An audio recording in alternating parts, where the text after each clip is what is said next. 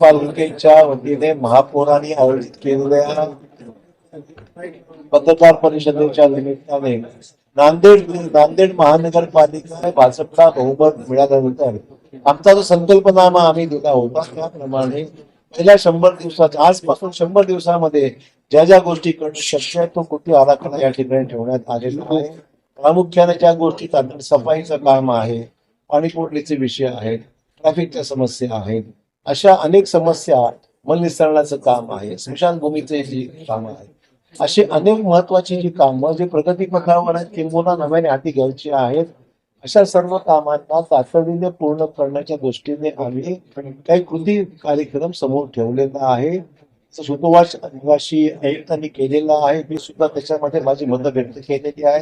महापौरांनी सुद्धा त्याच्यामध्ये आपली भूमिका स्पष्ट केलेली आहे. त्याच्यामुळे त्याची अंमलबजावणी पुढील 100 दिवसांमध्ये युद्ध पातळीवर निश्चित केली जाईल.